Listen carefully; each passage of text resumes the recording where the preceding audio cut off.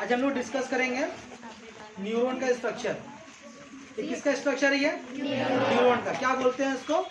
इसको बोलते हैं structural and functional unit of nervous system.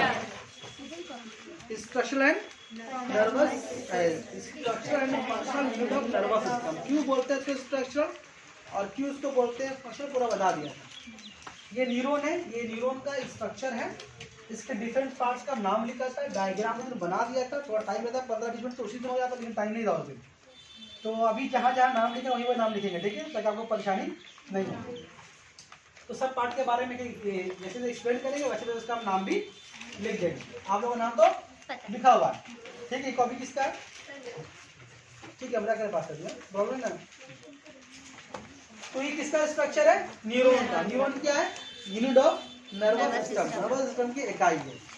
इसके न्यूरॉन का जो शेप है, वो शेप के एतबार से न्यूरॉन को दो हिस्सा में बांटा गया। बताया था क्या हमें? एक बताया था सेल बॉडी,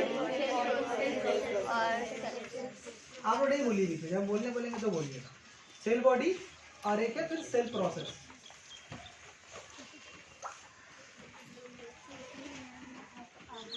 सेल प्रोसेस।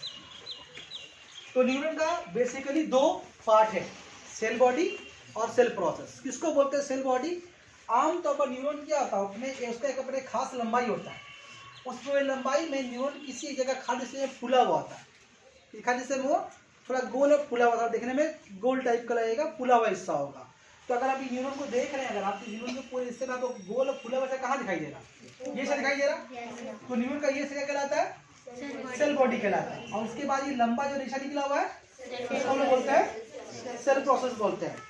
अच्छा, सेल प्रोसेस में ये भी शामिल होता है। जो रेशा देख रहे हैं आप, ये भी सेल प्रोसेस में आता है। ये जो गोल रेशा देख रहे हैं आप, गोल हिस्सा, यही सा सेल बॉडी है। बात समझ रहे हैं? सेल बॉडी में ये हिस्सा नहीं आता। इसका नाम क्या लिखा था? जो लिखा था बता देंगे, अभी हम नाम नहीं बोल रहे हैं इसका।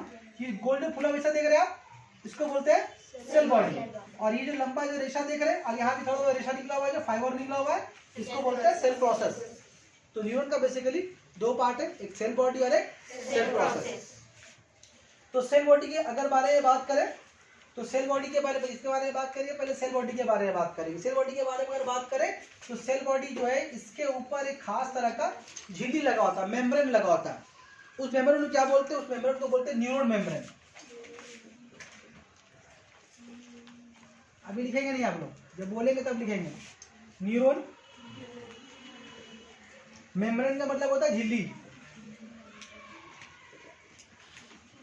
क्या होता है? ये न्यूरॉन का सेल बॉडी देख रहे हैं, ये हिस्सा, ये एक बहुत बारीक पतला झिल्ली से वो घिरा हुआ था।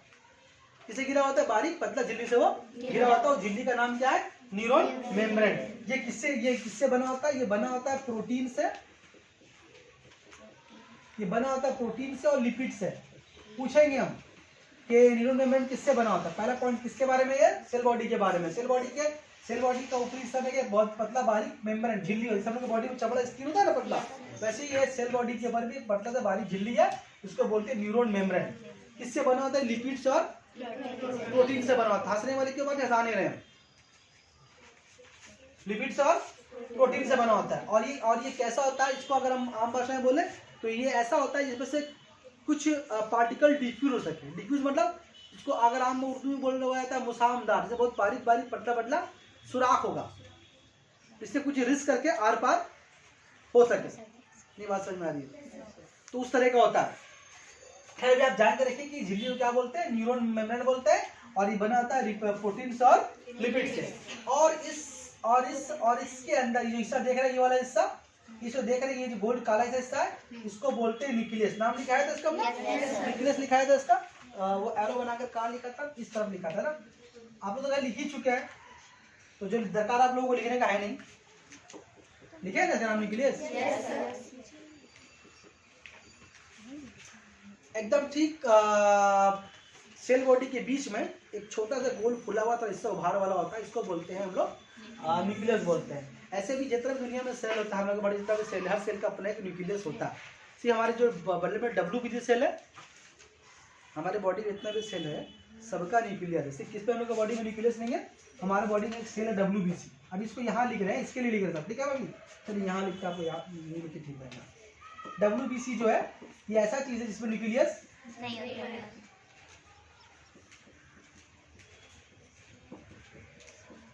नॉट न्यूक्लियस में डब्ल्यू हमारे बॉडी में कैसा सेल है इसमें न्यूक्लियस नहीं पाया था, पूछता है एग्जाम में। खैर वायरल वगैरह वो टॉपिक वो नहीं है, लेकिन आप उसको याद रखिएगा कि हमारे बॉडी में WBC एक सेल है जो ब्लड में पाया जाता है, व्हाइट ब्लड कॉर्पस्कल्स, उसमें न्यूक्लियस नहीं पाया जाता। चलिए बात करते हैं यहाँ पर। तो ये किस तरह कहलाता है, न्यूक्लियस कहलाता है। और ये न्यूक्लियस के ऊपर ये बहुत बारीक पतला झिल्ली होता है। वो झिल्ली का नाम क्या, झिल्ली का नाम है न्यूक्लियर मेम्ब्रेन।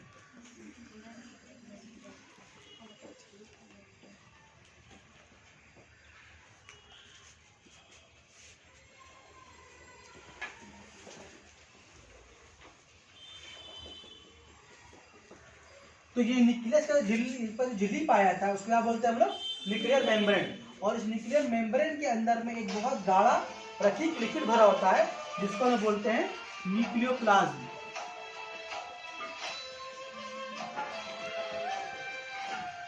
एक तरह का लिक्विड है। अभी किसके बारे में पढ़ रहे हैं हम लोग, सेल बॉडी के बारे में पढ़ रहे हैं। तो पॉज करो तो ठीक। तो क्या बता रहे हैं हम कि ये फुला वैसे क्या कहलाता है, सेल बॉडी कहलाता है। सेल बॉडी के बीच में क्या होता है, एक न्यूक्लियस होता है। सेल बॉडी के बीच में एक न्यूक्लियस होता है और न्यूक्लियस के ऊपर एक बहुत पतला भारी झिल्ली, उसको क्या बोलते हैं, न्यूक्लियर मेम्ब्रेन बोलते हैं। और उस न्यूक्लियस के अंदर एक लिक्विड भरता है, उसका नाम क्या है, न्यूक्लियोप्लाज्म। बगल में लिक्विड दिख गया आपको याद रखने के लिए। अच्छा, इसमें तो क्या है कि आमतौर पर हमारे बॉडी में जितना भी सेल्स होता है, हर सेल में तुम्हारा एक ही न्यूक्लियस पाया जाता है। लेकिन ये जो सेल बॉडी है, न्यूरॉन सेल है, कभी कभी इसमें एक न्यूक्लियस से ज़्यादा भी पाया जा सकता है। तो उसको भी आप नोट करके कहीं पर लिख लीजिएगा कि मोर देन वन न्यूक्लियस पाया जा सकता है। कहाँ पर पाया जाता है बोलिए तो, सेल बॉडी के, न्यूरॉन के सेल बॉडी में more than one nucleus can be found. सब किसके बारे में लिख रहे हैं अभी हम, सब सेल बॉडी के बारे में लिख रहे हैं। हम क्या बोल रहे हैं, बात हर पॉइंट को नोट ही मत कीजिए, बोलेंगे तो नोट कीजिएगा, आई बात सुनने में ध्यान दीजिए। हम बोल रहे हैं कि सेल बॉडी में आमतौर पर हमारे बॉडी में जितना भी सेल्स होता है, सब में आमतौर पर एक ही न्यूक्लियस होता है। लेकिन ये जो है न्यूरॉन है, इसमें कभी कभी बार बार ऐसा भी दिखाई दिया कि एक सेल बॉडी में एक ज़्यादा न्यूक्लियस भी हो सकता है। और एग्जाम्पल शास्त्र क्या लिखा है आपको, शास्त्र क्या लिखा है कि WBC एक ऐसा सेल है जहाँ पर न्यूक्लियस नहीं पाया जाता। ये एक अलग इन्फॉर्मेशन जहाँ पूछ देता है कि हमारे बॉडी में ऐसे का नाम बताओ जहाँ पर न्यूक्लियस नहीं पाया जाता, तो आपको बोलना पड़ेगा WBC। अच्छा, और अगर आपको ऐसे पूछ ले कि हमारे बॉडी में एक ऐसा सेल का नाम बताओ जहाँ पर एक से ज्यादा न्यूक्लियस पाया जा सकता है, तो आप बोलिएगा न्यूरॉन सेल। ऐसा बॉडी में कोई और सेल नहीं है जहाँ पर आपके बॉडी में सेल के अंदर एक ज्यादा न्यूक्लियस पाया जाए। हर सेल में एक ही न्यूक्लियस होगा, 2 3 4 कभी, लेकिन इसमें हो सकता है। उसके अलावा ये तो न्यूक्लियस हो गया, उसके अंदर न्यूक्लियोप्लाज्म, जैसे झिल्ली का नाम क्या बताया, न्यूक्लियर मेम्ब्रेन नाम बताया। और उसके अलावा ये हिस्सा जो देख रहे हैं, ये हिस्सा देख रहे हैं, इसको बोलते हैं साइटोप्लाज्म। क्या बोलते हैं उसको, साइटोप्लाज्म बोलते हैं। इस साइटोप्लाज्म में इस साइटोप्लाज्म में तुम्हारा जिस तरह से हम लोग का जो खुलिया बॉडी में सेल होता है, हर सेल के साइटोप्लाज्म में बहुत सारा छोटा छोटा सेल ऑर्गेनल होता है। जैसे माइटोकॉन्ड्रिया होता है, राइबोसोम होता है, सेंट्रोसोम होता है। हम लोग क्लास 9 में पढ़ा नहीं पढ़ा पूरा को याद नहीं, लेकिन बताया होगा कभी ना कभी। ऐसे ही हमारा जो सेल होता है, हम लोग का जो सेल होता है, आपको बना के दिखा रहे हैं। हमारी हम लोग सेल होता है, उस सेल का 2 हिस्सा होता है, एक होता है न्यूक्लियस और एक होता है हम लोगों का प्रोटोप्लाज्म।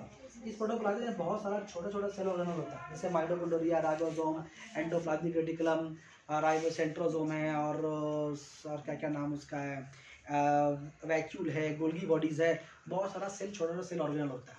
तो बहुत सारा सेल ऑर्गेनल जो होता है हमारे बॉडी में, वो सारा सेल ऑर्गेनल इससे भी पाया जाता है।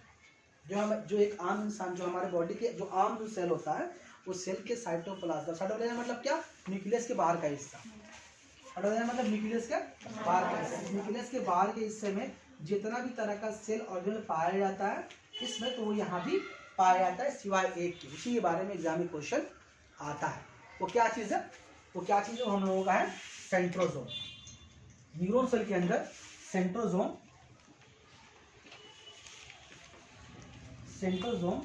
Is not found in neuron cell. Neuron cell में क्या नहीं पाया था, एक आम हमारे बॉडी में अगर आम एक सेल निकाले, उस सेल के साइटोप्लाज्म में जितना भी सेल ऑर्गेनल होगा, वो सारे सेल ऑर्गेनल इसके अंदर पाए जाते हैं, सिवाय किसके? सेंट्रोसोम के। सेंट्रोसोम एक बहुत इंपॉर्टेंट सेल ऑर्गेनल है, लेकिन वो सेल जो है हमारे न्यूरॉन सेल में नहीं पाया जाता। क्या काम है इसका? सेंट्रोसोम का क्या रोल होता है हमारे बॉडी में सेल डिवाइड करने में, या सेल में क्या उसका इंपॉर्टेंट रोल होता है? जब हम लोग पढ़ेंगे चैप्टर सेल डिवीजन, जब पढ़ेंगे तो आपको उसका अहमियत वहाँ समझ में आएगा। किसके बारे में? सेंट्रोसोम मतलब एक किस क्रिया का नाम है, आपको समझ में कब आएगा जब पढ़ेंगे हम लोग सेल डिवीजन। अभी सब इसके बारे में जान के रखिए कि न्यूरॉन सेल में एक सेल ऑर्गन ऐसा है जिसका नाम सेंट्रोसोम है, वो न्यूरॉन सेल में नहीं पाया जाता। ठीक, इसके बाद थोड़ा सा बोलते, थोड़ा बच्चा बोल रहे हैं इसके बारे में। ये सेंट्रोसोम है, ये सेंट्रोसोम खुलिये की तकसीम यानी सेल डिवाइड में बहुत इंपॉर्टेंट रोल प्ले करता है। हम लोग जानते हैं कि हमारे बॉडी का जो सेल है वो डिवाइड होता है, 1 से 2 बनेगा, 2 से 4 बनेगा, 4 से 6, 6 से 8 सेल आहिस्ता आहिस्ता डिवाइड होता रहेगा और हमारा जिसम बढ़ता रहता है। तो हमारे बॉडी बहुत सारे सेल डिवाइड हो रहे हैं, तो होते रहते हैं और हो रहे होंगे और बहुत दिन से होते हुए आ रहा है। तो हमारे बॉडी का सेल तो डिवाइड होता है, हर एक सेल डिवाइड होता है, लेकिन हमारे बॉडी का न्यूरॉन सेल डिवाइड नहीं होता। क्यों डिवाइड होता है? क्योंकि वो सेंट्रोसोम, हम क्या बोला अभी, कुछ जान के रखना है कि इसका रोल क्या, पूरा काम नहीं बता रहे, पूरा काम बताएंगे तो फिर पढ़ाना पड़ेगा सेल डिवीजन। अभी अगर आपसे कोई पूछ ले कि न्यूरॉन सेल डिवाइड क्यों नहीं होता, क्या बोलेगा उस पर? सेंट्रोसोम नहीं पाया जाता। याद रहेगा कि न्यूरॉन सेल डिवाइड नहीं होता, इसलिए डिवाइड नहीं होता है कि उसमें सेंट्रोसोम, बोलो ना, नहीं पाया जाता। आपको इतना याद रखना है, ठीक है। हालांकि साइटोप्लाज्म में और भी बहुत सारे सेल ऑर्गन होते हैं जो हमारे इंसानी जिस्म में, हमारे इंसानी जिस्म का ही सेल है ना, और नॉर्मल सेल में जो साइटोप्लाज्म में जितने भी सेल ऑर्गन होंगे वो सारे से पाए जाते हैं सिवाय सेंट्रोसोम के। और सेंट्रोसोम का काम क्या? सेंट्रोसोम सेल डिवाइड करने में बहुत ही इंपॉर्टेंट रोल प्ले करता है। मतलब सेंट्रोसोम के बगैर एक सेल डिवाइड होकर 2 सेल बना ही नहीं सकता। इसी के बिना पर चूंकि सेंट्रोसोम नहीं पाया जाता न्यूरॉन सेल में, इसी न्यूरॉन सेल डिवाइड नहीं होता। बात समझ में आ रही है? तो कहीं पूछ लेता है कि बताओ कौन सा सेल ऑर्गेनल है तो जो न्यूरॉन सेल में नहीं पाया जाता? सेंट्रोसोम। फिर पूछा जा सकता है आपसे कि न्यूरॉन सेल डिवाइड क्यों नहीं होता? ठीक है, तो इसका मतलब ये जब चूंकि जब ये सेल डिवाइड नहीं होता मतलब सेल का डिवाइड होने का मतलब क्या? जब क्वांटिटी बॉडी में बढ़ेगा नहीं। मतलब जब से आप पैदा हुए आपके बॉडी में जितना न्यूरॉन सेल बन गया बस वो बन गया, और सेल न्यूरॉन सेल बनने वाला नहीं। साइज बढ़ेगा उसका, वो न्यूरॉन सेल का साइज बढ़ सकता है क्योंकि आप तो चूंकि बढ़ रहे हैं, जब आप बढ़ रहे हैं तो न्यूरॉन सेल का साइज तो बढ़ेगा, लेकिन न्यूरॉन सेल का क्वांटिटी नहीं बढ़ेगा। मान लीजिए अगर एक एग्जाम्पल, मान लीजिए आपके बॉडी में 100 न्यूरॉन सेल है, बचपन में आपके बॉडी में है, एग्जाम्पल दे रहे हैं, हमको पता नहीं कितना है, लेकिन मान लेते 100 है।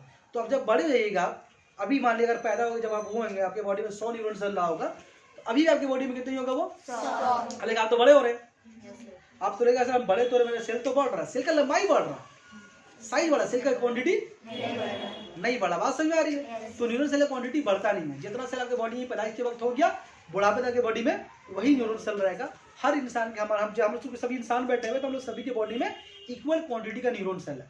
ऐसा नहीं कि मेरे पास बॉडी में 100 है 98 होगा, ऐसा फिर होगा तो फिर आप नॉर्मल होंगे। बात समझ में आ रही? फिर आपका कुछ दिमागी जिस्मानी कुछ हालत आपका ठीक नहीं होगा। पर हम चूंकि सब इंसान है तो हम लोग सभी का बॉडी का न्यूरॉन सेल का मिकदार एक ही है। मेरा बोलने का मतलब यहाँ पर ये है कि न्यूरॉन सेल डिवाइड नहीं होता। ठीक, अब एग्जाम आपसे ये भी क्वेश्चन पूछ सकता है, बताओ कौन सा डिवाइड नहीं होता?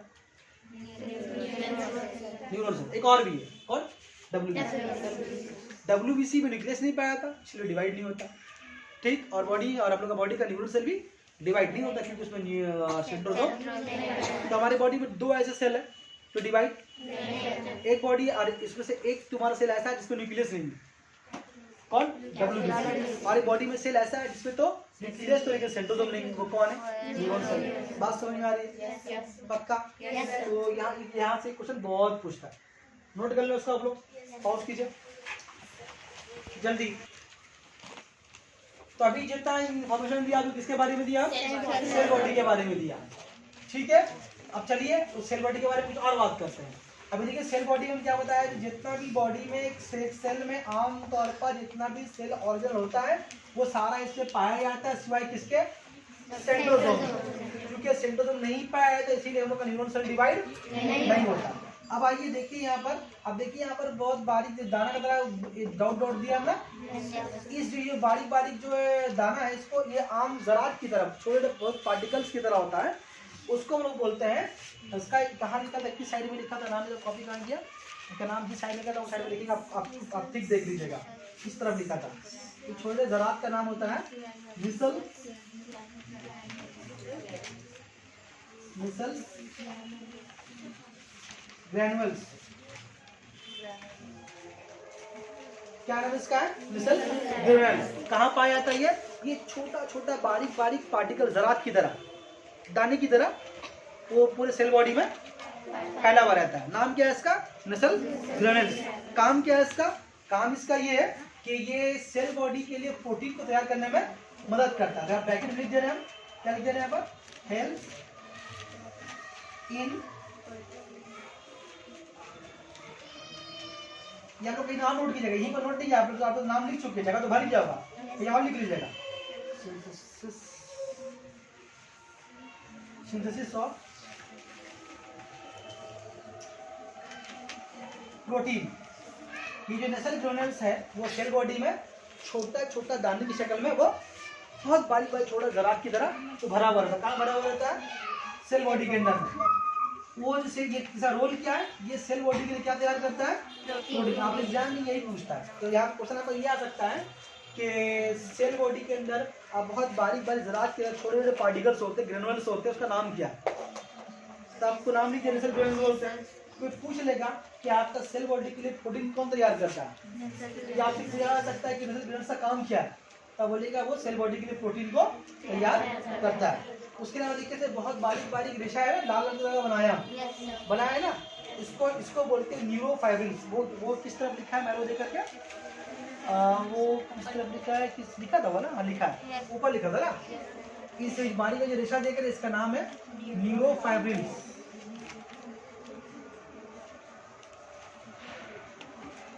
इसका नाम है न्यूरोफाइब्रिल्स नाम है। ये बहुत ही बारीक बारीक रेशा, मतलब इसको आप इस तरह समझ सकते हैं कि एक बहुत बारीक बारीक एकदम रेशा जाल की तरह अंदर में फैला हुआ। काम क्या आप उसको बताएंगे। ये इसका जो कनेक्शन किससे होता है? जो बारीक बारीक रेशा जो मैं बनाया है, इसका कनेक्शन आमतौर पर किससे होता है? वो इसका इससे कनेक्शन होता है, ऐसे एक तार की तरह। यहाँ पर बात समझ में आ रही है? ये बारीक बारीक रेशा जो है वो जाल की तरफ फैला होता है। उसका काम क्या हम बताएंगे, इसे जान के रखिए कि ये क्या चीज़ है। ये छोटा सा चीज लाल जैसे वैसे तो बनाया है, वो क्या है? तरह का रेशा है, उसका नाम क्या है? न्यूरोफाइब्रिल्स। पूरे सेल बॉडी को जाल की तरह अच्छा रहता है। काम क्या है अभी बता देंगे, पॉज कीजिए इसको। तो यहाँ तक जो बात समझ में आई है, हम बताया है कि न्यूरॉन सेल डिवाइड नहीं होता। जितना सेल बॉडी न्यूरॉन बॉडी में पैदाइश के वक्त से है, आपकी ताउम्र बॉडी में उस सेल की मकदार वही रहेगी, वही डिवाइड नहीं होता, क्योंकि सेंट्रोसोम नहीं पाया है। अब ज्यादातर पाया कहाँ जाता है? बॉडी में तो है ही है, लेकिन बॉडी में कहाँ पाया जाता है? बाग न्यूरॉन तुम्हारा इतना लंबा है कि शुरू अंगूठे से होता है, खत्म दिमाग पे होता है। इतना लंबा रेशा करके बॉडी में बाजू का इतना लंबा सेल है न्यूरॉन सेल कि शुरू अंगूठे से होगा, पैर से, तलवे से, खत्म आके दिमाग पे होगा। इस तरह का भी सेल होता है। कभी कभी सेल बहुत छोटा भी होता है, कभी कभी बहुत बड़ा भी होता है, लेकिन ऐसा नहीं इसका मिकदार बढ़ने वाला नहीं है। अभी तो ये यहाँ पर एक और बात आपको बताएं कि सेल बॉडी का जो हिस्सा है ये आम तौर पर ज्यादा होता कहाँ पर? ये सेल बॉडी का जो हिस्सा है आम तौर पर ज्यादा कहाँ पर होता है? ये सेंट्रल नर्वस सिस्टम के अंदर में। कौन सा नर्वस सिस्टम में कौन शामिल है? बताया था पिछले क्लास में। मतलब कि न्यूरॉन का जो सेल बॉडी का जो हिस्सा है वो उसका कनेक्शन आम तौर पर ज्यादा किससे है? ब्रेन एंड स्पाइनल कॉर्ड से। मतलब कि मरकजी निजाम एसाब से, यानी कि सेंट्रल नर्वस सिस्टम। बताया था कौन शामिल उसमें? तो सेल बॉडी गया था कहाँ पर पाया जाता है आमतौर पर? Generally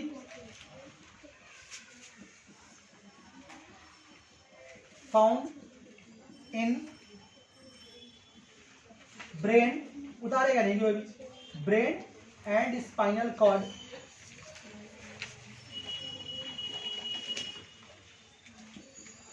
in large amount. मतलब बॉडी में हर जगह पाया जाता है, लेकिन ये दिमाग में स्पाइनल कॉर्ड में ज्यादा पाया जाता है। कौन? न्यूरॉन का सेल बॉडी का जो हिस्सा है ज्यादातर कहाँ पाया जाता है आपका? आपका brain and spinal cord. Short में क्या इसको बोलते हैं हम लोग? Central nervous system. उसके अलावा कभी कभी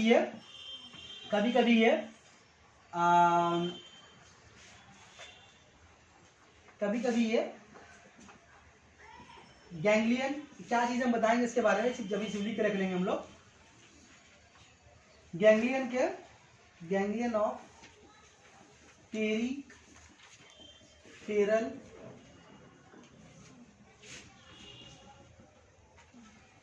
नर्वस सिस्टम, मतलब ये ब्रेन और स्पाइनल कॉर्ड के ज्यादा और कहाँ पाया जाता है, ganglion of peripheral nervous system. ये गैंग्लियन क्या चीज है हम उसको ही बताएंगे, और ये पेरिफेरल नर्वस सिस्टम क्या चीज है इसको भी एक्सप्लेन करेंगे। अभी सिर्फ क्या कोई जान के रखना कि न्यूरॉन का सेल बॉडी का ज्यादा मिकदार कहाँ है। बात समझ में आ रही है? बात समझ में आ रही है? आपसे फिर पूछ सकते हैं यहाँ से लास्ट क्वेश्चन आपसे ये पैदा हो सकता है कि सेल बॉडी का काम क्या है, सेल बॉडी का फंक्शन क्या है। तो सेल बॉडी का फंक्शन क्या है, फंक्शन काम इसका एक ही है, क्या है बता रहे आपको। सेल बॉडी का काम क्या है, सेल बॉडी का काम ये है कि डेंड्राइट से, इसका नाम क्या लिखा है था, डेंड्राइट, इसका नाम क्या लिखा है था, इसको भी लिख ही देते, जब हम बताना चाह रहे तो लिख ही दो उसको। डेंड्रॉन कहाँ लिखा था, इस तरफ लिखा था ना जी, डेंड्रॉन इस तरफ लिखा था। नाम फिर कहीं भी लिखे हम आप चाह रहे कि आपको समझ में आ जाए, आप उतारे थे खोजना ना पड़े आपको। डेंड्रॉन और छोटा छोटा बारीक से नाम क्या बताया था, डेंड्राइट। इसको मिटा देना ही तो उतार चुके हैं वाला आप लोग, हल्के में जैम कर रही है। तो इसका नाम क्या बताया था आपको, डेंड्राइट बताया था, डेंड्राइट बताया था। तो अगर आपसे तो पूछ ले कि भाई सेल बॉडी का काम क्या है, सेल बॉडी का काम क्या, क्या बोलेगा, इस सेल बॉडी का काम क्या है, डेंड्रॉन से इंपल्स को, तहरीक को रिसीव करना। तहरीक को, कोई भी जो हम लोग कोई भी चीज़ महसूस करते हैं तो इसी नर्व के जरिए महसूस होता है। तो जो नर्व के जरिए महसूस होता है तो पहले सेल बॉडी को दिया, सेल बॉडी के पास कैसे पहुंचता है वो सिग्नल, वो पहुंचता है इस डेंड्रॉन की मदद से। जो हिस्सा देख रही है वाला हिस्सा, ये डेंड्रॉन कहलाता है। डेंड्रॉन के पास कहाँ से आता है, डेंड्राइट से आता है। तो अभी हम इसके बारे में बताएंगे जब पढ़ाएंगे सेल प्रोसेस में, तो अभी आप जान के क्या रहेंगे सिर्फ यहाँ पर कि जो सेल बॉडी है, सेल बॉडी का काम क्या है, सेल बॉडी का काम ये है कि डेंड्रॉन से इंपल्स को रिसीव करता है। क्योंकि कोई तहरीक अगर आएगी चारों तरफ से, इसके पास कहाँ से आएगी, यही रास्ता उसके पास आने का है, ये रास्ता उसके पास आने का है। बात समझ में आ रही है? अभी डेंड्रॉन को कौन देता है, डेंड्राइट देता है। डेंड्राइट किसको देगा, डेंड्रॉन को। डेंड्रॉन किसको देगा, ये जो फाइबर जो फैला हुआ फाइबर जो है एक तार की तरह जाल फैला हुआ है अंदर में, उस जाल की मदद से सारे इंपल्स यहाँ से यहाँ से यहाँ से पूरा मिक्स होकर के सब कहाँ पर आता है, एक्सॉन से। एक्सॉन तहरीक को लेकर के ऐसे पहुंचा देगा आगे। बात समझ में आ रही है? इसका नाम क्या है, एक्सॉन नाम है, लिखा है इसके बारे में। आप किसी भी काम याद रखिए कि ये जो सेल बॉडी है ये डेंड्रॉन से इंपल्स को रिसीव करता है, या किसी भी सिग्नल को रिसीव करके किसको देता है, एक्सॉन को देता है। बस काम है इसका, ये किसे रिसीव करता है, डेंड्रॉन से। और डेंड्रॉन से पूरे सेल बॉडी में कैसे आता है, वो न्यूरोफाइब्रिल की वजह से, जो बारीक क्रिस्टल फैला हुआ न्यूरोफाइब्रिल, उसकी वजह से पूरे सेल बॉडी में फैल जाता है। फैल के सीमेंट के कहाँ आता है, वो एक्सॉन की तरफ आता है। एक्सॉन से इंपल्स को तहरीक को लेकर के उसको लेकर के फिर सेल बॉडी से दूर जाता है। फिर कहा जाता है उसके बारे में बाद में पढ़ेंगे, जब पढ़ेंगे सेल प्रोसेस। अभी क्या पढ़ा है हम लोग, ये फंक्शन क्या था, फंक्शन याद रहेगा आपको, लिखते क्या उधर, लिखते इधर क्या लिखेंगे, it receives impulses from dendron ना, and send it to, किसके भेजता है, send it to axon। ठीक तो फंक्शन को पूछ लिया आपसे कि सेल बॉडी का काम क्या है, तो बस एक ही काम बोलिएगा उसका कि वो डेंड्रॉन से इंपल्स को रिसीव करता है और एक्सॉन को दे देता है। बस इसका यही काम है। उसी काम में ये न्यूरोफाइब्रिल बहुत इंपॉर्टेंट रोल प्ले करता है, क्योंकि अगर वो सेल बॉडी में आ गया तो सेल बॉडी में यहाँ पर इंपल्स आ जाएगा तो एक्सॉन तक कैसे पहुंचेगा, तो जो बारीक जो निशा बिछा हुआ तार का अंदर में, इसका नाम न्यूरोफाइब्रिल, वो करता है क्या, सिमट करके किसको पहुंचाता है, वो एक्सॉन तक पहुंचाता है। बात समझ में आ रही है? चलिए पॉज से उतारिए इसको, उठा बैठी करते रहिए आप। तो यहाँ पर आपको हम बताया कि सेल बॉडी पाया कहाँ जाता है, पाया मतलब उसका कहाँ, उसका ऑक्यूरेंस है, कहाँ पाया था और काम क्या है। उससे पहले क्या बताया था, सेल बॉडी का बड़ा स्ट्रक्चर, कि इसको सेल बॉडी बोलते हैं, इसको न्यूक्लियस बोलते हैं, इसको ग्रेनुल्स बोलते हैं, इसका पार्ट के बारे में बताया, कि बताया कहाँ पाया जाता है, कि बताया इसका काम क्या है। सेल बॉडी का काम खत्म, अब बचा कौन, सेल प्रोसेस। अब जो नई आईडी देंगे सेल प्रोसेस। तो सेल प्रोसेस के बारे में क्या सुनिए, सेल बॉडी के प्रोसेस, सेल प्रोसेस के बारे में क्या, सेल प्रोसेस अगर देखा जाए तो इसका दो बहुत इंपॉर्टेंट पार्ट है। एक पार्ट क्या आपका एक्सॉन है और एक पार्ट आपका डेंड्रॉन है। हम क्या बताया था आपको कि डेंड्रॉन किसका है, सेल प्रोसेस का हिस्सा है, सेल बॉडी का हिस्सा, हालांकि तो सेल बॉडी के करीब है लेकिन सेल बॉडी का हिस्सा वो नहीं है, तो किसका हिस्सा है, सेल प्रोसेस का हिस्सा है। तो एक्सॉन और डेंड्रॉन, ठीक है। अब आइए अब एक्सॉन के बारे में बात करें। आप देखिए यहाँ पर, यहाँ सेल बॉडी है, सेल बॉडी का अगर आपसे पूछे एक्सॉन किसको बोलेंगे, अगर आपसे पूछे तो एक्सॉन किसको बोलिए, किसको बोला है, आप बोलिएगा कि एक न्यूरॉन का सबसे लंबा और पतला हिस्सा, सबसे पतला है ना, सबसे पतला लंबा रेशा फाइबर, क्या उसको बोलेंगे, एक्सॉन। और एक्सॉन सेल बॉडी के जिस हिस्से से निकलता है, एक्सॉन सेल बॉडी के जिस हिस्से से निकलता है उस हिस्से को बोलते हैं एक्सॉन हिल्लॉक। नाम लिखा है इसका ना, कॉपी कहाँ चले गया भाई, तो एक्सॉन हिल्लॉक बोलते हैं उसको, इस तरफ लिखा उसको, एक्सॉन हिल्लॉक, एक ही, हाँ ठीक है। तो क्या बोलेंगे उसको, एक्सॉन हिल्लॉक। तो पूछेगा एग्जाम में आपसे एक्सॉन हिल्लॉक किसको बोलते हैं, तो आप बोलिएगा कि सेल बॉडी के जिस हिस्से से एक्सॉन बाहर निकलता है वो हिस्सा क्या कहलाता है, एक्सॉन हिल्लॉक कहलाता है, ठीक। उसके बाद अब देखिए, इसके अलावा देखिए यहाँ पर इसका दूसरा पार्ट में है, इसका दूसरा पार्ट में है, आप दूसरा तो बता दिया ना। उसके बाद देखिए उसमें है एक पार्ट एक्सोलीमा। एक्सोलीमा किसको बोलते हैं, एक्सोलीमा क्या चीज है, एक्सोलीमा जो है, जो एक्सोन देख रहे हैं एक्सोन आप, इस एक्सोन के ऊपर एक बहुत बारीक पतला परत पाया है, एक बहुत पतला बारीक झिल्ली पाया है, तो झिल्ली का नाम है एक्सोलीमा। बात समझ आ रही क्या बोला, तो एक्सोलीमा क्या चीज है, बोलिएगा एक्सोलीमा एक्सोन के गिर्द पाई जाने वाली झिल्ली है। अच्छा, एक्सोन के ऊपर एक झिल्ली नहीं पाया था, कई तरह का झिल्ली पाया था, उस कई झिल्ली में से एक झिल्ली का नाम क्या है, झिल्ली का मेम्ब्रेन, पतला सा मेम्ब्रेन। तो मेम्ब्रेन क्या, मेम्ब्रेन का काम क्या है, इसको वो कवर किए हुए, जैसे मान लीजिए मेरा पेन है, मेरे इस पेन को कवर किए हुए कौन है, व्हाइट कलर का पेंट है ना, लेकिन सिर्फ यही पेंट, यही कवर नहीं है, इसके ऊपर एक एल्यूमिनियम कवर है, तो उसके अंदर एक प्लास्टिक कवर है, फिर उसके अंदर क्या है, एक रुई का एक हिस्सा है। बात समझ आ रही है, इस तरह लेयर है ना उसका, हालांकि इंक कहाँ है, उस रुई वाले हिस्से में, उसके प्लास्टिक है, प्लास्टिक के ऊपर एल्यूमिनियम कवर, एल्यूमिनियम कवर के ऊपर क्या दिया हुआ, पेंट किया हुआ। ये बात समझ आ रही है। ऐसी एक्सॉन के ऊपर क्या है, एक झिल्ली होता है, एक्सॉन के ऊपर एक झिल्ली लगा होता है, झिल्ली का नाम क्या है, एक्सोलीमा। बात समझ में आ रही है। और इस झिल्ली के अंदर एक खास तरह का लिक्विड भरा होता है, इसको बोलते हैं एक्सोप्लाज्म।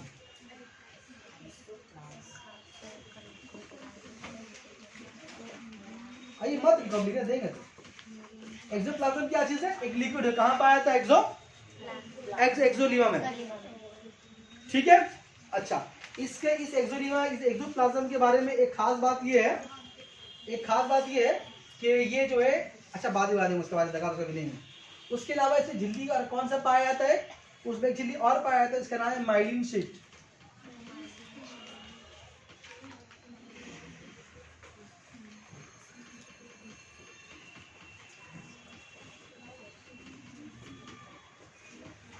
माइलिन शीट पाया जाता है, मतलब ये एक्सोलीमा के अलावा एक्सोन के ऊपर एक और झिल्ली पाई थी, इसका नाम क्या है, माइलिन शीट नाम है। माइलिन शीट किसको बोलते थे कि आप ये देख रही, जो ये अंदर का झिल्ली देख रहे हैं, अंदर झिल्ली जो ब्लू से बनाया हम, इसी का नाम क्या है, एक्सोन। लिखाया था ना, झिल्ली का कहाँ लिखा था वो देख ले, वहीं तक ना, ठीक है। तो उसका नाम क्या लिखा नहीं है, इसका नाम है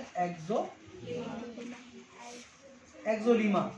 तो एक्सोलीमा क्या चीज है, एक्सोन के पाई जाने वाली झिल्ली का नाम है, ठीक है। अच्छा, ये जो झिल्ली जो है हर जगह एक सा नहीं होता, कहीं कहीं झिल्ली थोड़ा सा सिकुड़ा हुआ होता है, तो झिल्ली देख ब्लू रंग से बनाया हम, ये एक्सोलीमा। लेकिन झिल्ली जो है हर जगह एक ही ऐसा यूनिफॉर्म नहीं है, कहीं कहीं थोड़ा सा सिकुड़ा हुआ होता है थोड़ा सा, तो इसे क्या बोलते हैं हम लोग, माइलिन शीट बोलते हैं। किसको, हिस्से को, देख रहे हिस्सा, इसको बोलते हैं हम लोग माइलिन। लिखाया था आप लोगों को हम, ये नहीं लिखाया था, माइलिन शीट नहीं लिखाया था मेरे ख्याल से ना, कहाँ लिखा था, उसमें लिखा हुआ नहीं है, हाँ ठीक है लिखाया था, इस साइड में लिखा था ना, इसे वो क्या बोलते हैं हम लोग, माइलिन शीट बोलते हैं।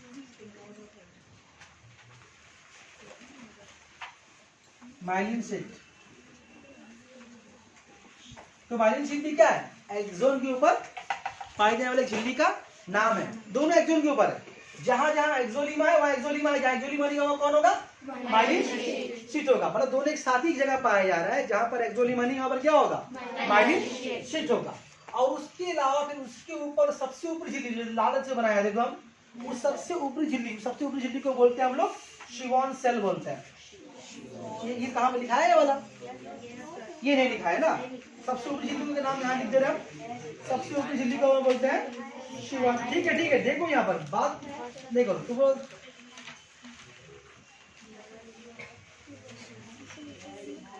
नहीं लिखा है,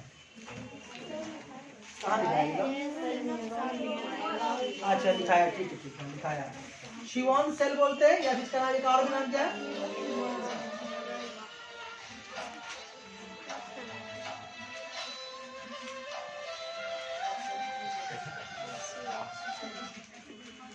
न्यूरोलीमा। मतलब शिवॉन सेल और न्यूरोलीमा ये मतलब दोनों मेम्ब्रेन एक ही मेम्ब्रेन का नाम है। ये कहाँ पाया जाता है? ये भी एक्सोन का ही सबसे ऊपरी झिल्ली है। कैसा झिल्ली है? सबसे ऊपरी झिल्ली, आउटर मोस्ट मेम्ब्रेन। इसको हम बोलते हैं outer most membrane. Outer most membrane.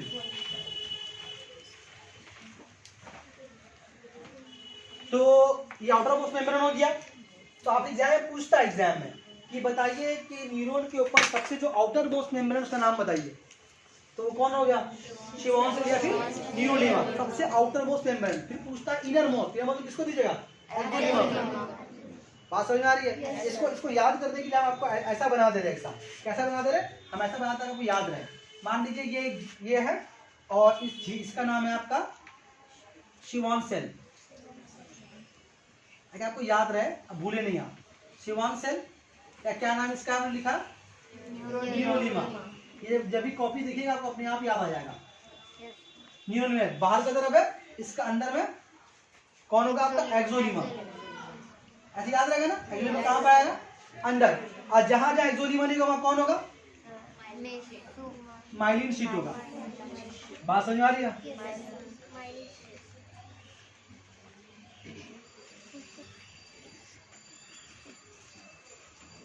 मतलब क्या? मतलब आपका जो शिवॉन सेल है वो एक्सोन के ऊपर पाया जाने वाला सबसे बाहर का मेम्ब्रेन है। एक्सोलीमा सबसे इनर मोस्ट मेम्ब्रेन है, आउटर मोस्ट। और ये वाला लिख दीजिए क्या इसको? Inner most. यहाँ लिख दे इनर मोस्ट, अच्छा रहेगा। इनर मोस्ट मतलब कि एक्सोन के ऊपर पाया जाने वाला सबसे अंदरूनी झिल्ली मेम्ब्रेन। और आउटर मेम्ब्रेन कौन सा है? शिवॉन सेल। और माइलिन शीट कौन है? जहां जहां एक्सोलीमा नहीं पाया जाएगा एक्सोन के ऊपर वहां पाया जाएगा माइलिन शीट पाया जाएगा। नोट कीजिए इसको, आगे चलिए, पॉज कीजिए, नोट कीजिए इसको।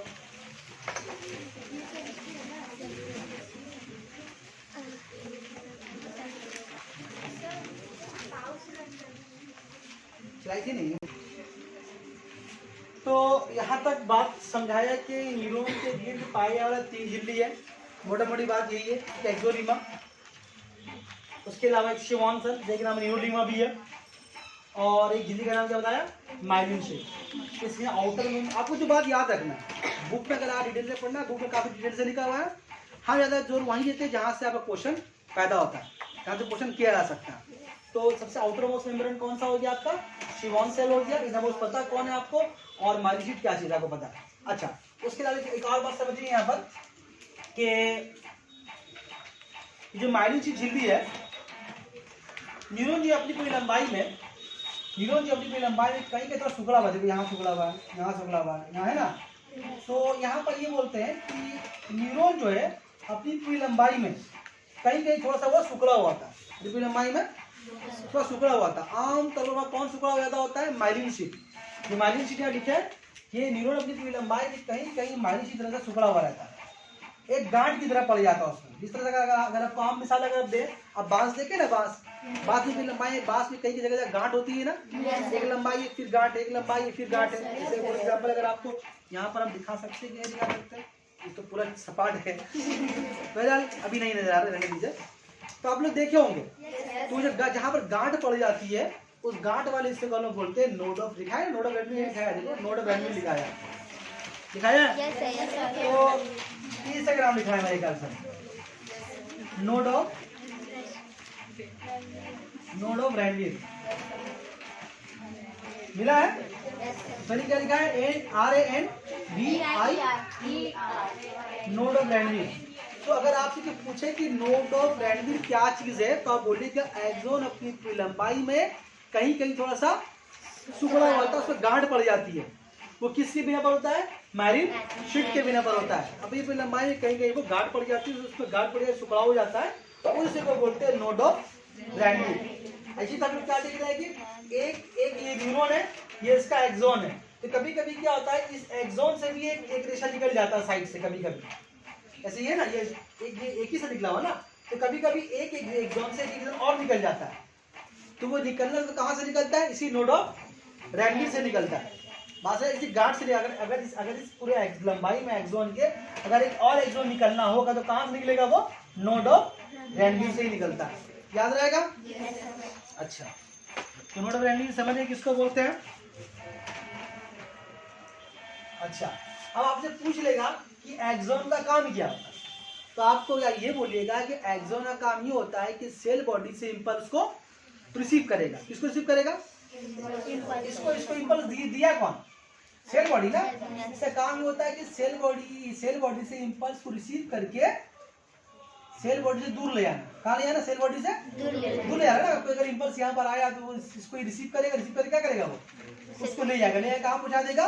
अपने आखिरी हिस्से में। इस आखिरी हिस्से को क्या नाम बताया? इसके आखिरी से बोला एंड ब्रांच बोला है। क्या एंड ब्रांच बोला है ना? ये एंड ब्रांच बोला है। इस एंड ब्रांच का एक और भी नाम है, इसको बोलते हैं एक्सॉन टर्मिनल। अभी लिखो, वाला लिखने मना करते हैं, मैं बता रहे हैं तो एक्सॉन टर्मिनल बोलते हैं। कभी इसको एंड बल्ब भी बोलते हैं। एंड बल्ब, जो बल्ब नॉर्मल जो बल्ब होता है उस तरह, लेकिन ज्यादातर यही दो नाम फेमस उसका है, एंड ब्रश और मतलब ये न्यूरॉन का सबसे आखिरी हिस्सा है। अब यहाँ के बाद यहाँ पर जो इंपल्स आता है वो फिर कहाँ जाता है? तो इसके बाद फिर एक न्यूरॉन और होता है। इसी न्यूरॉन देख रहे हैं न्यूरॉन यहाँ पर ना, ठीक इसके पीछे एक न्यूरॉन और होगा। तो क्या करेगा? यहाँ जो इंपल्स निकलेगा, अभी बनाकर दिखा देगा साइड में। तो इसका पहले अभी समझिए एक्सॉन का काम क्या है। एक्सॉन का काम क्या है? ये इंपल्स को सेल बॉडी से दूर ले जाता है और ये किसको ले जाएगा? वो एंड ब्रश करेगा। एंड ब्रश का काम क्या है? उसको अगले न्यूरॉन तक पहुंचाना। कैसे पहुंचाता है उसको भी समझ लीजिए। इसको मिटा दीजिएगा ना। आप ये रफली हम बना के दिखा रहे हैं, ये तो लिख चुके आप लोग। रफली देखिए दोस्तों, आप जैसे मान लीजिए कि हम लोगों का ये एक न्यूरॉन है, ठीक है, ये एक न्यूरॉन है।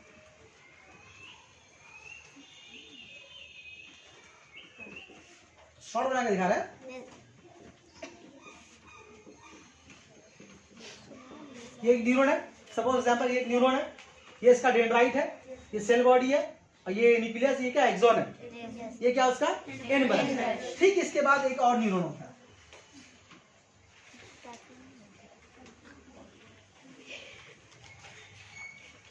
ये आपको सिर्फ याद करने के लिए बताता है, आपको याद करने में आसानी हो।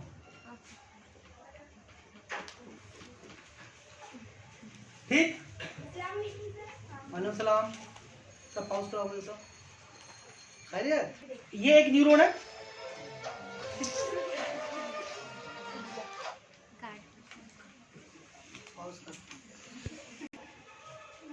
हाँ जी चलिए। तो ये दो तरह का न्यूरॉन है, हम बता दिए। हम यहाँ क्या बता रहे थे कि इसका एक्सॉन का काम क्या है? वो सेल बॉडी से इंपल्स को रिसीव करेगा। किसको देगा? वो एंड ब्रश। अब एंड ब्रश का काम क्या है? ठीक इसके पीछे एक और न्यूरॉन होगा, और न्यूरॉन का शक्ल कैसा है? ऐसे ही होगा कुछ। जैसे मान लीजिए ये न्यूरॉन का एंड ब्रश ये वाला, तो इसके पीछे एक और न्यूरॉन है। तो ये न्यूरॉन, ये जो एंड ब्रश करेगा क्या इंपल्स किसको दे देगा? इस न्यूरॉन का डेंड्राइट को। किसको दे देगा?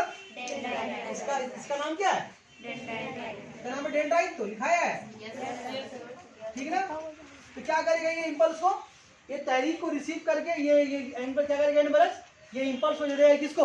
डेंड्राइट को। डेंड्राइट भी किसको देगा? डेंड्राइट किसको देगा? सेल बॉडी को। सेल बॉडी में न्यूरोफाइब्रिल्स की मदद से क्या होगा? कहाँ से लगा हुआ है? एक्सॉन के पास। ये क्या करेगा? एक्सॉन को फिर दूर ले जाएगा, फिर एंड ब्रश को देगा, लेकिन उसके नीचे और होगा, नहीं हो सकता, जाना वहां पहुंच जाएगा। मतलब यही प्रोसेस जाने का। तो एंड ब्रश का काम क्या है? एंड ब्रश इंपल्स को ठीक अपने पीछे वाले न्यूरॉन को ट्रांसफर कर देगा। तो पीछे न्यूरॉन को ट्रांसफर कैसे करेगा? तो एंड बरस जो इंपल्स इसको देगा, अगला न्यूरॉन का डेंड्राइट को देगा। इस बात को याद रखना आपको, किसको देगा? अपने अगले न्यूरॉन के डेंड्राइट को देगा। कौन देगा?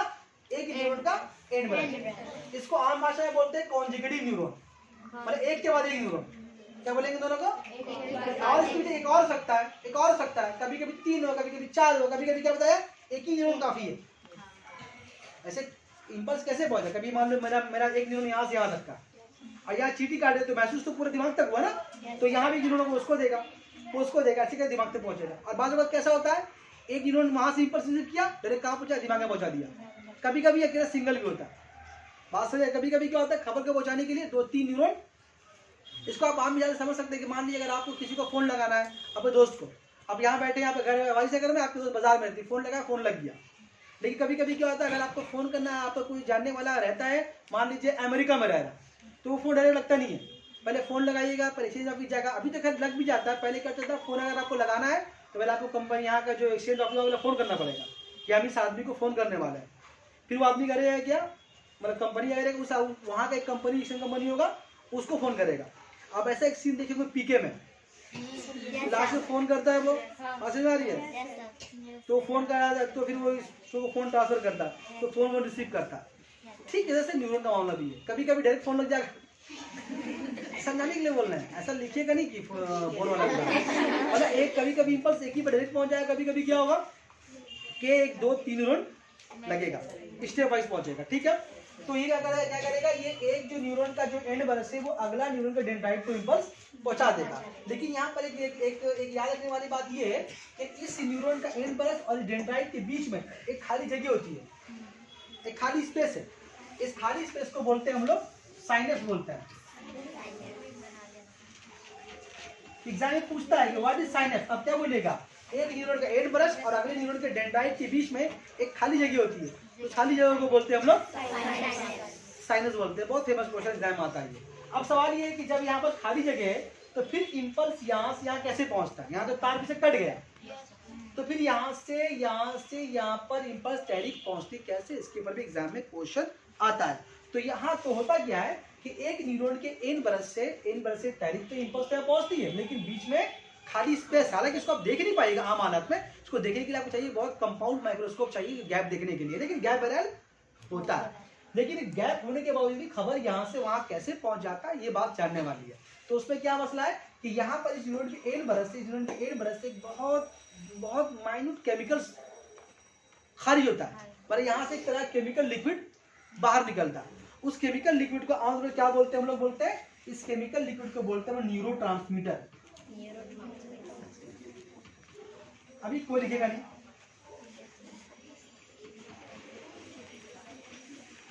न्यूरोट्रांसमीटर, या उसका एक और भी नाम है, उसको न्यूरो ह्यूमर भी बोलते हैं। न्यूरो बोलते हैं, हम वो लड़की बाहर खड़ी है, देखो तो लड़की बाहर खड़ी है, बात कैसे आवाज आ रहा है हमको, वो तो खड़ी नीचे में कोई है तो बुला के लाओ उसको।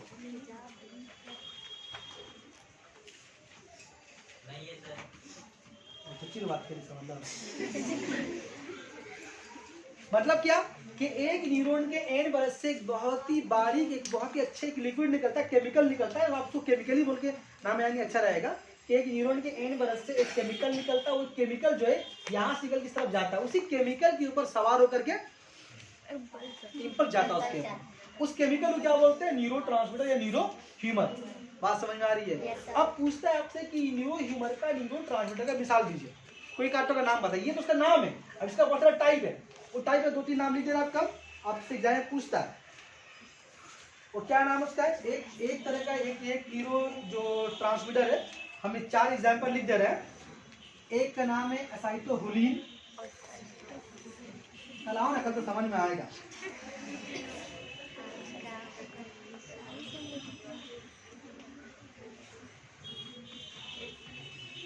एसाइटोकोलिन, उसके बाद डोपामाइन, आवाज आ रही थी बनाने की, इसके अलावा सेरोटोनिन,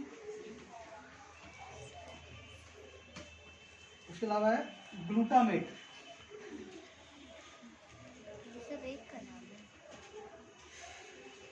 ज्यादा आपके 2 नाम सुनकर याद रखना है। आप चाहो याद रखिए, आप चारों पूछ सकते हैं आपसे। तो मतलब क्या है कि ये कुछ एग्जाम्पल्स है किसका, न्यूरो ह्यूमर का। एसिटाइलकोलिन, डोपामाइन, सेरोटोनिन और ग्लूटामेट, ये कहाँ से निकलता है? ये सारा ये एक न्यूरॉन के एंड ब्रश से निकलता है, एक केमिकल सब्सटेंस। उसको एज ए होल क्या बोलते हैं? न्यूरो, बोलो ना, ट्रांसमीटर बोलते हैं, न्यूरो ह्यूमर बोलते हैं। बात समझ में आ रही है?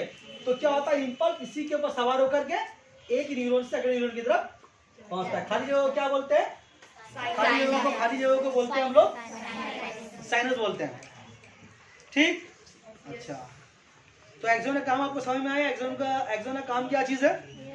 अच्छा, अब इसके अलावा एक और छोटा टॉपिक बोल दिया अगर आपको, उसी को आगे कल आगे बढ़ाएंगे अगले दिन। यहाँ तक बात समझ लीजिए, न्यूरॉन के बारे में आपको मोटा मोटी हम पढ़ा दिया। जितना क्वेश्चन बढ़ाया इससे क्वेश्चन बाहर नहीं जाएगा। आपको 80 फुटा वालेगा तो क्वेश्चन बाहर जाएगा। इससे जो क्वेश्चन आपको देंगे बस इसी के अंदर सारा क्वेश्चन रहेगा। अच्छा, एक इंपॉर्टेंट बात समझिए, अगर हम न्यूरॉन का एग्जाम्पल लें तो न्यूरॉन का हैसियत कैसा है? जैसा हमारे बॉडी में, हमारे बॉडी न्यूरॉन का क्या हैसियत है, इस तरह हमारे घरों के वायरिंग में तार का अहमियत है। तार का काम क्या? बिजली को वहां से यहाँ पहुंचाना और पंखा को घुमाना, यही मकसद है ना। तो ये तार जो करंट लेकर के आ रहा है, तो तार असल में होता क्या है? तार के अंदर तांबा होता है, कॉपर, वो इंपॉर्टेंट होता है। क्यों? जो प्लास्टिक कवर है, जैसे कि ये जो तार हम देख रहे हैं, इस तार के एक प्लास्टिक कवर है, तो ये कवर इंपॉर्टेंट नहीं है, तो इसके अंदर जो कॉपर वायर है वो इंपॉर्टेंट है। तो ये क्यों दिया गया? सेफ्टी के लिए। अगर सिर्फ नॉर्मल कॉपर वायर बाहर रहेगा तो बार बार छू देंगे तो झटका लग सकता है। मतलब किस लिए दिया गया है? हिफाजत के लिए दिया गया है। बात समझ में आ रही है? एक जो नॉर्मल तार होता है हम लोग खुला तो नहीं बिछाते हैं, उसके प्लास्टिक कवर होता है। क्यों होता है? वो कैसा? बिजली का वो अच्छा क्या बोल सकते हैं उसको, बिजली का बैड कंडक्टर है वो। मतलब बिजली पार होकर के वहां से एक तार से करंट फ्लो कर रहा है, तार को छुए, करंट आपको नहीं मारे। हाँ, अगर उसको लीक रहा तो एक अलग बात, लेकिन रिस्क मत लीजिएगा आप लोग बोले ऐसा तो छूने बोलिंदा। तो लेकिन अगर वो प्लास्टिक कवर ना हो, एल्यूमिनियम कवर अगर ना हो तो क्या होगा? ऐसे झटका ऐसे लगेगा, लगेगा ना। तो किसके लिए? वो सेफ्टी के लिए उसके ऊपर एक कवर होता है। तो ठीक इस तरह से हमारे बॉडी में जो न्यूरॉन, जो तार बिछा हुआ, जो जाल बिछा हुआ न्यूरॉन का, एक तरह तार है ना, सेव लाने देने का काम कर रहा है। ये डैमेज ना हो जाए, बहुत इंपॉर्टेंट है। अगर ये डैमेज होगा तो आपका बॉडी से, आपका बॉडी का दिमाग से और स्पाइनल कॉर्ड से कांटेक्ट खत्म हो जाएगा। अगर ये तार भी से कट गया, ये बात समझ में आ रही है? आज तो नहीं समझ में आ रही बात। अगर ये बॉडी में जाल बिछा हुआ है न्यूरॉन का, अगर कोई बीच से कट गया, बर्बाद हो गया, डैमेज हो गया, तो क्या होगा? बॉडी का उस पार्ट का हिस्सा से, मान लिया आपके जो एग्जाम्पल दिया आपका कि आपके अंगूठे से नर्व शुरू हो रहा है और दिमाग में खत्म हो रहा है, वो अंदर ही वो तार भी से कट गया, मान लो अंदर ही डैमेज हो गया, वो उसका कनेक्शन वो भी से कट गया, तो क्या होगा? वो जो आपके पैर में तकलीफ होगी दिमाग तक पहुंचेगा नहीं। तो उसका नाम क्या बोलते हैं? पैरालिसिस मानते है ना। ऐसे ही होता है। पैरालिसिस होता है क्या? न्यूरॉन काम करना आपका बंद कर देता है, तो आपका दिमाग तक बात पहुंच नहीं पाती, चुटी भी काटो उसको लग नहीं रहा, ऐसे ही होता है ना। उसमें क्या न्यूरॉन डैमेज हो जाता है। तो अगर बात की कहाँ से कहाँ चलेगा, तो वो जो चूंकि बहुत इंपॉर्टेंट तार है वाला, अगर तार अगर कट गया तो फिर हम लोग कट जाएंगे। मतलब दिमाग का तो कनेक्शन कट गया स्पाइनल कॉर्ड से दिमाग से। तो होता क्या है, अल्लाह ताला क्या किया, अल्लाह ताला क्या है कि उस तार को एक इंपॉर्टेंट कवर दिए, उस तार की एक इंपॉर्टेंट कवर था कि तार बाहर के झटका से, बाहर में झटका लग गया, कभी चोट लग गया, ऐसा था, चोट लग गया, घिस गया, छुरी से हाथ कट गया, ऐसा करके होता है ना, लेकिन ये ना कटे न्यूरॉन सेल। तो इसके ऊपर क्या दिया गया? एक बहुत इंपॉर्टेंट कवर दिया गया ताकि ये इसका हिफाजत करे। किसका हिफाजत करे? न्यूरॉन का हिफाजत करे। कौन है वो कवर? जो भी नीचे में लिखा था कहीं पर, वहाँ बोला था, बाद में बताएंगे। इस पर हमें न्यूरोगिलिया लिखा था, न्यूरोगिलिया। तो न्यूरोगिलिया क्या चीज़ है अगले दिन बताएंगे इसके बारे में। आसिफ को छोड़ के चले जाते क्या हम बताने वाले हैं। न्यूरोगिलिया क्या है? एक तरह का कनेक्टिव टिश्यू है, एक तरह का टिश्यू है, वो क्या करता है? न्यूरॉन को घेरे रखता है, और न्यूरॉन क्या करता है? न्यूरॉन का हिफाजत करता है, ताकि न्यूरॉन जो है बाहरी झटकों से बर्बाद ना। बात समझ में आ रही है? यहाँ तक क्लियर है? यहाँ तक क्लियर है? तो हम अगली शुरू करेंगे कहाँ से? न्यूरोगिलिया शुरू करेंगे। आज यहीं पर खत्म करते हैं, और कल हम पूरा क्लास में, कल मैथ क्लास नहीं करेंगे, पूरा सुनेंगे। याद रहेगा? ठीक है, चलो पॉज करो।